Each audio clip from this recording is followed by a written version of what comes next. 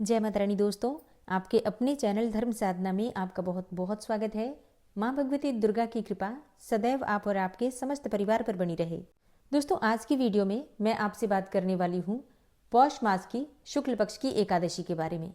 पौष मास की शुक्ल पक्ष की एकादशी को पुत्रदा एकादशी कहा जाता है और इस व्रत को धारण करके विधि विधान से भगवान श्री विष्णु की पूजा आराधना करने से समस्त प्रकार की कामनाएं पूर्ण होती हैं, समस्त प्रकार के पाप कर्मों से मुक्ति मिल जाती है।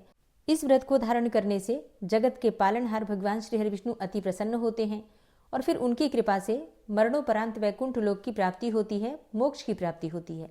और जिन दंपतियों को संतान प्राप्ति की कामना है तो पुत्रदा एकादशी का व्रत धारण करके अगर आप विधि विधान से भगवान श्री विष्णु की आराधना करते हैं तो निश्चित ही आपको उत्तम और योग्य संतान की प्राप्ति होती है।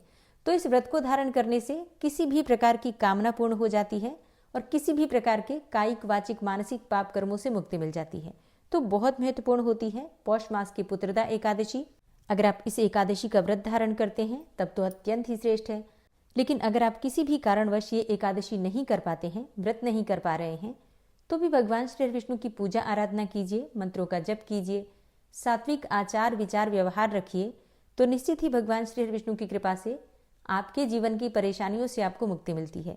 तो आज की वीडियो में आप जानेंगे कि साल 2025 की अंतिम एकादशी कब है, पौष मास की शुक्ल पक्ष की एकादशी तिथि कब प्रारंभ होगी, कब समाप्त होगी और पुत्रदा एकादशी का व्रत हमें कब धारण करना है, व्रत के पारण करने का यानी कि व्रत खोलने का शुभ मुहूर्त क्या है, एकादशी व्रत के नियम क्या होते हैं, पूजा विधि क्या होती है और किस प्रकार से भगवान श्री विष्णु की आराधना करें कि इस व्रत का संपूर्ण फल आपको प्राप्त हो और जिस भी कामना से आप व्रत धारण करते हैं या फिर बिना व्रत किए भी पूजा आराधना मात्र भी कर रहे हैं तो आपकी वो कामना पूर्ण हो, इसके लिए आज विशेष क्या करना है, ये संपूर्ण जानकारी आपको आज की वीडियो में शेयर करूंगी।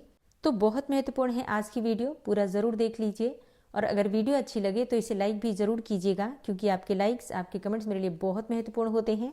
ये एकमात्र जरिया है जिनसे मुझे पता चलता है कि आपको ये वीडियो अच्छी लगती है और आपके लिए ये वीडियो उपयोगी है। तो अगर वीडियो अच्छी लगे तो लाइक तो जरूर ही किया कीजिए। तो सबसे पहले जानते हैं कि एकादशी की तिथि कब प्रारंभ हो रही है, कब समाप्त हो रही है और व्रत हमें कब धारण करना है। देखिए, पौष मास की शुक्ल पक्ष की एकादशी तिथि का प्रारंभ हो रहा है 30 दिसंबर 2025 को सुबह 7:50 पर और एकादशी तिथि का समापन होगा 31 दिसंबर को सुबह 5 बजे। तो ऐसे में एकादशी का व्रत हमें कब धारण करना है। देखिए, 30 दिसंबर 2025 को पूरे दिन की एकादशी है, पूरे दिन और रात्रि की एकादशी है, लेकिन एकादशी का प्रारंभ हो रहा है 30 दिसंबर को सुबह 7:50 पर, जो कि सूर्योदय के बाद होगा। ठीक है, तो तब तक दशमी तिथि रहेगी। तो ऐसे में 30 दिसंबर 2025 को जो एकादशी है दशमी विद्या एकादशी है और दशमी युक्त एकादशी का व्रत शास्त्रों के अनुसार वर्जित माना गया है। और 31 दिसंबर को जो एकादशी है सूर्योदय से पहले समाप्त हो जाएगी, लेकिन ब्रह्म मुहूर्त में एकादशी रहेगी। ठीक है, मतलब सुबह 5 बजे तक एकादशी है। तो अगर ब्रह्म मुहूर्त में एकादशी तिथि होती है तो उस एकादशी को श्रेष्ठ माना जाता है। मतलब पूरे दिन की द्वादशी है, लेकिन ब्रह्म मुहूर्त में अगर एकादशी आपको मिल रही है तो आप इस एकादशी को कर सकते हैं और ये एकादशी द्वादशी युक्त एकादशी है तो इसे श्रेष्ठ माना जाएगा। तो ऐसे में 31 दिसंबर को एकादशी व्रत करना श्रेष्ठ होगा। बाकी देखिए, कई स्थान ऐसे हैं, मतलब कई लोग ऐसे हैं जो कि अलग अलग परंपराओं से जुड़े हुए हैं।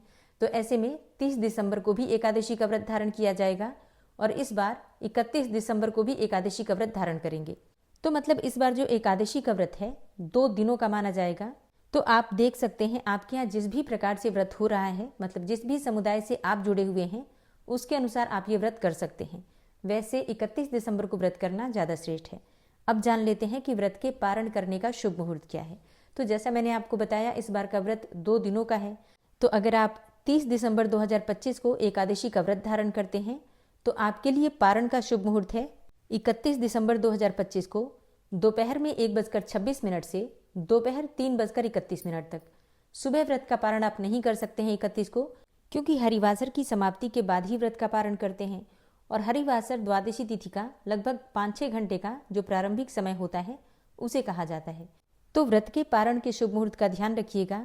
दोपहर में ही 31 दिसंबर को आप अपने व्रत का पारण कर सकते हैं और जो भक्त व्रत कर रहे हैं 31 दिसंबर को, उन्हें व्रत का पारण करना है 1 जनवरी 2026 को। द्वादशी तिथि प्रारंभ हो रही है 31 दिसंबर को सुबह 5 बजे और इसका समापन हो रहा है 1 जनवरी 2026 को सुबह 1:48 पर। तो ऐसे में जो भक्त 31 दिसंबर को व्रत धारण करेंगे उन्हें व्रत का पारण त्रयोदशी तिथि में 1 जनवरी 2026 को करना है, सुबह सूर्योदय के बाद सुबह 7:14 से सुबह 9:18 तक आप अपने व्रत का पारण कर सकते हैं। तो साल 2025 की अंतिम एकादशी पौष पुत्रदा एकादशी है, तो इस व्रत को धारण करके विधि विधान से भगवान श्री विष्णु की पूजा कीजिए और आने वाले वर्ष के सुखमय होने के लिए भगवान श्री विष्णु से प्रार्थना कीजिए। पुत्रदा एकादशी की संपूर्ण पूजा विधि और व्रत की कथा के लिए भी आने वाली वीडियो जरूर देखिएगा। मिलती हूँ मैं आपसे अगली वीडियो में, तब तक के लिए जय श्री राधे।